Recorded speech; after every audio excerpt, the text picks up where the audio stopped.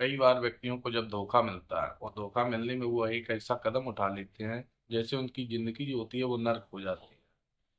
हाँ, पर वो कैसे? क्योंकि पहले तो व्यक्ति आपस में एक दूसरे से बात करता है और बात करने के बाद जब बात बंद हो जाती है तो उसको कहीं ना कहीं संदेह हो जाता है। जब संदेह होता है तो फिर वो ऐसे कार्य कर देता है जिसके लिए घर वाले और परेशान हो जाते हैं। परेशान होने के बाद व्यक्ति को अपनी जान भी देना पड़ जाता है। नहीं देता है तो कई बार दूसरा व्यक्ति ले लेता है, क्योंकि वो एक धारणा बना लेता है कि यदि मेरे साथ नहीं तो किसी के साथ नहीं। ऐसा है। एक बुलंदशहर, यूपी, बुलंदशहर में एक ऐसा दृश्य हुआ जो होना नहीं चाहिए। उसका पति विरोध भी करता रहा और विरोध करने के बाद दूसरे व्यक्ति ने एक ऐसे घटने को अंजाम दे दिया।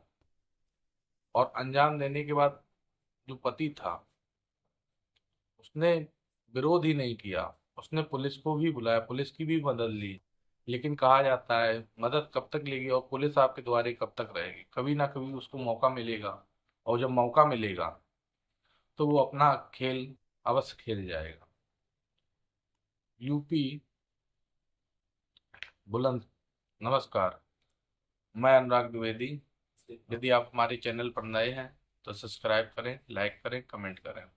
आज आपको जो घटना सुनाने जा रहे हैं, उत्तर प्रदेश में बुलंदशहर पड़ता है। बुलंदशहर में एक लड़का था जो एक लड़की से पहले बात करता था। बात करने के बाद उसकी शादी हो जाती है, और शादी होती है तो वो अपने पति के पास रहती है। अब जो लड़का था इसकी भी शादी हो जाती है, पर लड़का जो था ये अपनी पत्नी से खुश नहीं था। ये कह रहा था यदि हम शादी करेंगे तो उसी लड़की से करेंगे। ऐसा कई दिन तक चलता रहता है।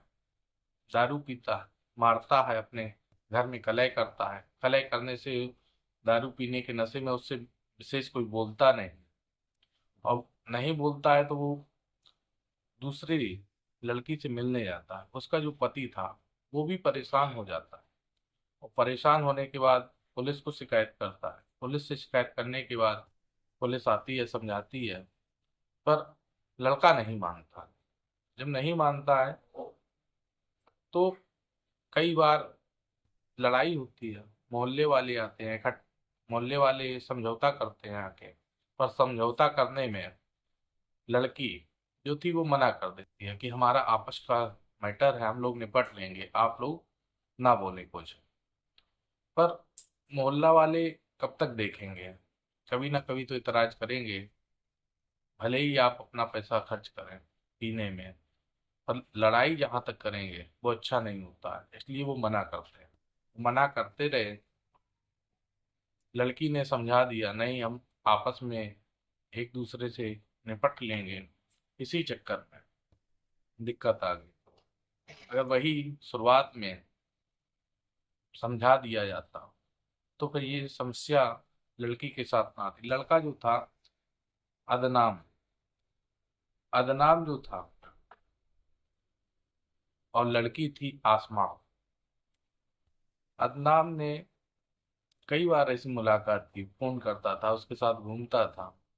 आसमा का जो पति था वो इन सब चीजों से इतराज करता था, मना करता रहा, नहीं माना। जब नहीं माना तो एक बार फोन हो रही थी, और वो असदाम जो नाम होता है जो मारने के लिए जाता है, पर उसका पति घर पर होता है, नहीं मार पाता है। किसी कारण से बहस हो जाती, और बहस होने के बाद इन दोनों की आपस में समझौता हो जाता है। ठीक है, कुछ दिन ऐसा चलने दो।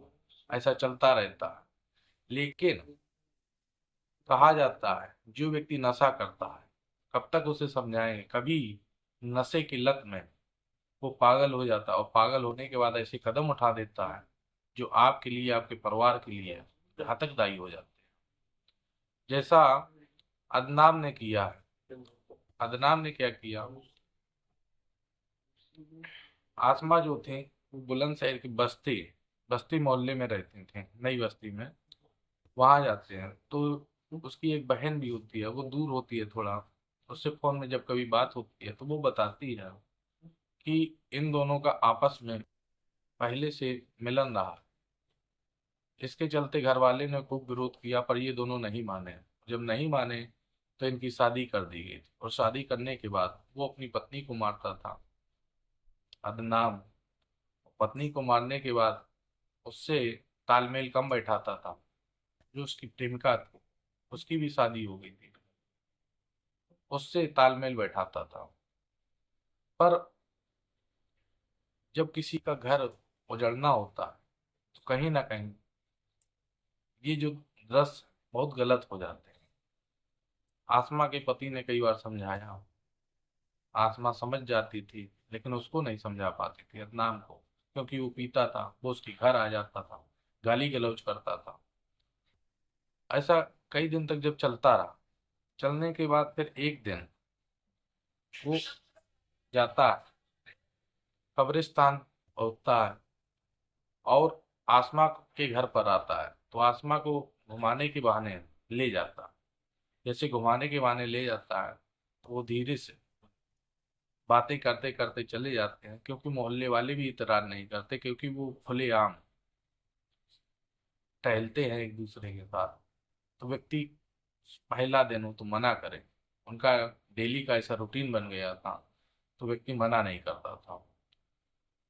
तो अदनाम जो होता है वो आसमा को घर से ले जाता है घूमने के बहाने से, और घूमने जाता है तो वो कब्रिस्तान की तरफ चला जाता है। जो कब्रिस्तान था वो काफी बड़ा था। वहीं बातचीत करते करते दोनों चले जाते हैं।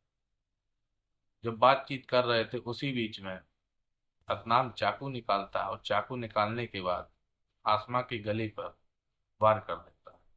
जैसे वार करता है, वार करने के बाद कुछ लोग आते हैं तो उनको भी चाकू दिखा देता है। 5 मिनट तक वहां रुकता है, देखता है कि अभी जिंदा एक मर गई है। जब वो मर जाती है तो उसके बाद फिर वो वहां से चला जाता है। बात पुलिस तक पहुंचती है, पुलिस अरेस्ट करती है। अरेस्ट करने के बाद जब थाने जाता है तो पुलिस ने पूछा ऐसा क्यों किया, तो उसका कहना यही था कि प्रेम में धोखा मिला हमें, इसलिए हमने कर दिया। तो पुलिस ने कहा ऐसा कदम क्यों उठाया, कहाँ से ये देखा। तब वो बताता है एक फिल्म देखी है बल्लू, जिसमें संजय दत्त था, और संजय दत्त का जो कारनामा था, रोल था, वो ऐसे ही कुछ था। बल्लू फिल्म में पूरी स्टोरी वो देखता है, और बल्लू फिल्म देखने के बाद जब वो शराब के नशे में होता है तो वही फिल्म की तर्ज पर आसमा का कत्ल कर देता है।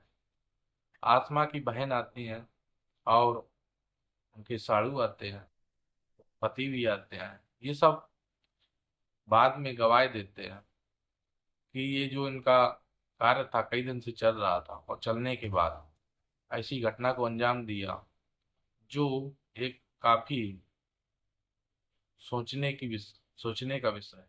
क्योंकि ऐसे में खुलेआम कोई किसी को दे सकता है। और अदनाम जो है, पुलिस पूछ रही थी तो उसके आंख में जो था डर नहीं दिख रहा था, क्योंकि वो ये कह रहा था हमने अभी एक मर्डर किया, हमारा कोई एनकाउंटर तो करेगा नहीं। यही सब चलते हैं। ये सोचना चाहिए प्रशासन को भी कि जिस व्यक्ति के मन में डर नहीं है और ऐसे स्पष्ट बोल रहा है, तो उसको ऐसी कड़ी से कड़ी सजा दी जाए। या तो वो सुधर जाए, ना सुधरे तो जेल में ही बना रहे, क्योंकि दूसरे के लिए भी कभी घातक बन सकता है। यदि आपको हमारी कहानी अच्छी लगी हो तो शेयर करें। नमस्कार। जय हिंद, जय भारत।